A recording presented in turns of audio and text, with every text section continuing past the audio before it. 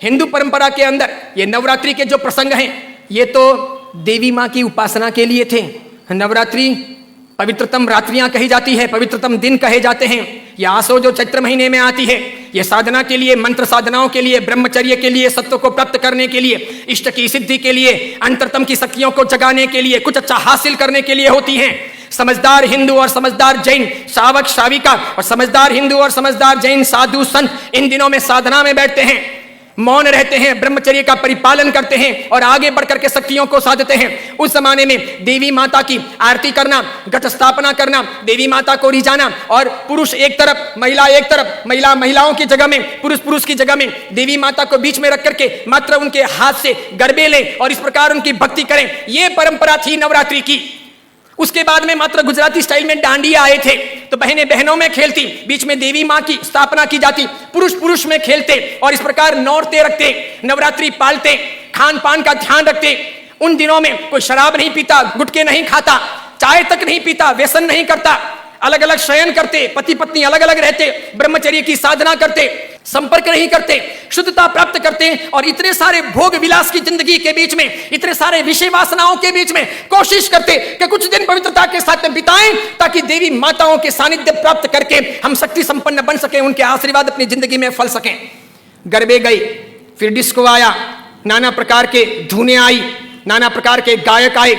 कई कंपनियां, कई संस्थाएं इसमें कूदी, कई सारे लोगों ने धन कमाना शुरू किया, छोटे बड़े ये डांडियों के अलग अलग कार्यक्रम होने लगे, सब लोग ललचाने लगे। देवी माँ एक तरफ रह गई, देवी की साधना एक तरफ रह गई, नवरात्रि की पवित्रता एक तरफ रह गई, घट स्थापना एक तरफ रह गई, गरबे लेने का भाव एक तरफ रह गया, आरती और देवी माँ को रिझाना, मातृ शक्तियों को प्रेरित करना, ये सब एक तरफ रह गया। आज डांडिये खेलने वालों में से किसको पता है कि साधना क्या है, ब्रह्मचर्य क्या है, ये क्यों है नवरात्रि, इसका हेतु क्या था, इसका रीजन क्या था, ये क्यों खेलनी चाहिए या नहीं खेलनी चाहिए, तो क्यों नहीं खेलनी चाहिए। मेरा ही नहीं, भारत के कई सारे अखबारों का, कई सारे समाजविदों का, कई सारी अन्य सामाजिक संस्थाओं का ये सर्वे वर्षों से रहा है, समय समय पर किया जाता रहा है कि नवरात्रि के महीने 2 महीने के बाद में जितने गर्भपात होते हैं उतने गर्भपात बाकी के 11 महीने में नहीं होते। तो ये व्यभिचार नहीं है तो क्या है, ये दुराचार नहीं है तो क्या है, ये जीवन की भ्रष्टता नहीं है तो क्या है। इस बात पर मैं कुछ वर्षों पहले बोला था, अभी किसी ने वो वीडियो वायरल कर दिया और उस वीडियो को लेकर के अखबार ने लिखा। मैंने कहा जो सच है वो सच है कि हम अपनी साधनाओं को बचाएं, बेच ना दें। हिंदू धर्म की परंपरा हो कि जैन धर्म की परंपरा हो, कोई भी उत्सव महोत्सव हो, मैंने समय समय पर यह भी कहा था गणपति अगर हिंदू धर्म के देवता हैं और गणपति के महोत्सव अगर मनाए जाते हैं या उनका आराधन अगर किया जाता है तो उसमें कहीं जुआ नहीं खेलना चाहिए, शराब नहीं पीनी चाहिए, गणपति के नाम पर तमाशे नहीं करने चाहिए, लड़कियों के साथ में नाच गान नहीं होने चाहिए, गणपति लड़कियों को छेड़ने के लिए महोत्सव के तौर पर नहीं आ रहे, लड़कियां अपनी जगह पर हों, पुरुष अपनी जगह पर हों, वहां शराब नहीं पी जानी चाहिए, उनके पैसों का प्रपंच नहीं होना चाहिए, गणपति को सेलेबल नहीं बनाया जाना चाहिए। हिंदू धर्म अगर इन चीजों को नहीं संभालता है तो धीरे धीरे भारतीय संस्कृति का विनाश होगा। सिखों ने अपनी धर्म परंपराओं को संभाला है, मुसलमानों ने अपनी धर्म परंपराओं को संभाला है, ईसाइयों ने अपनी धर्म परंपराओं को संभाला है। उनके जो ओकेशन होते हैं वो दूसरों को इंटरफियर करने नहीं देते, वो उसमें घालमेल नहीं करते। हिंदू और जैनों को इस बारे में सावधानी रखनी आवश्यक है। कल ऐसा ना हो जाए कि पर्युषण महापर्व के दिन आए या आखातीज का दिन आए या कार्तिक पूर्णिमा का दिन आए और कोई उसे किसी प्रतिष्ठान के नाम पर प्रोजेक्ट कर लें कि चलो अब महोत्सव को इस प्रकार मनाएंगे, उस प्रकार मनाएंगे, तो 25 साल 50 साल के बाद में ऐसा हो सकता है कि हमारी होली की आराधना या हमारे पर्युषण महापर्व की आराधना का रूप रंग बदल जाए।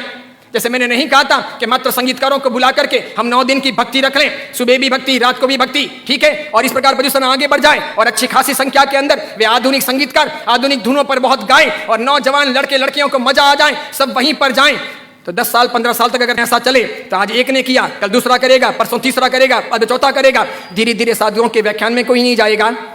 पर्युषण महापर्व के प्रवचन एक तरफ रह जाएंगे, कल्पसूत्र जी हवा खाते रह जाएंगे और पर्युषण का रूप बदल जाएगा। ये नहीं हो सकता, ये नहीं किया जाना चाहिए। मैं इसलिए कह रहा हूं कि मेरी जिंदगी तो बहुत छोटी है, मैं तो कल दुनिया से चला जाऊंगा, लेकिन भगवान के शासन की परंपराएं नहीं मरनी चाहिए, हमें उन्हें जिलानी होगी। हमारे बच्चों को ये पता नहीं, उनको तो क्या है, नाचना गाना कूदना घूमना फिरना अच्छा लगता है, उन्हें सामाजिक प्रतिक्रमण ना अच्छे लगे, बिना पंखों के रहना उन्हें ना अच्छा लगे, लेकिन जरूरी यह है पर्युषण महापर्व की पूरी प्रक्रिया, उसकी साधना की सारी व्यवस्था समझी जानी चाहिए और इसीलिए हर बाबत के अंदर सावधानी आवश्यक है। हमारा यह वीडियो अगर आपको पसंद आया हो तो उसे लाइक कीजिए, शेयर कीजिए और आचार्य विमल सागर सूरी जी के नाम से चल रहे हमारे चैनल को सब्सक्राइब कर उसके पास रहे बेल के बटन को क्लिक कीजिए ताकि हमारे नित नई वीडियो को देखने का आपको अवसर मिल सके।